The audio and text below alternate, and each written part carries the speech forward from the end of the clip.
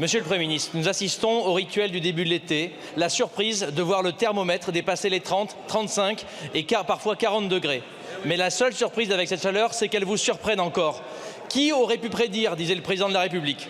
Pourtant, depuis plusieurs décennies, le consensus scientifique l'a démontré et annoncé.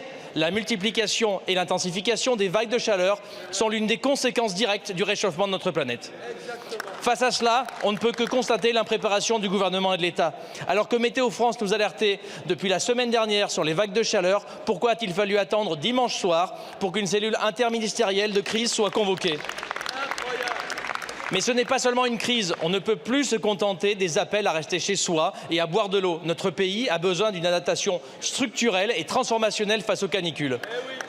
Plus d'un logement sur 3 devient une bouilloire inhabitable à chaque vague de chaleur.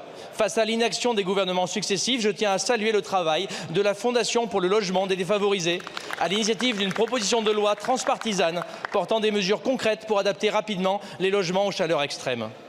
Nous ne sommes pas non plus prêts sur les bâtiments accueillant du public, notamment les plus vulnérables, comme les personnes âgées, les malades ou les enfants. Dans certaines villes comme Tours, les maires n'ont eu d'autre choix que de fermer les écoles, car c'était cela où portait la responsabilité de laisser plus de 30 enfants par classe dans une salle à 40 degrés. Je pense également à celles et ceux dont les conditions de travail deviennent insupportables. Il est urgent de les protéger en permettant la modification des horaires et l'arrêt du travail lorsque c'est nécessaire. Je ne rentrerai pas dans le détail des nombreux trains annulés aujourd'hui, tels que la ligne Paris-Clermont que je connais bien, ou encore des centrales nucléaires arrêtées. Nous le voyons, l'adaptation sera de plus en plus difficile et coûteuse. C'est pourquoi il est indispensable de freiner le changement climatique en réduisant drastiquement nos émissions de gaz à effet de serre.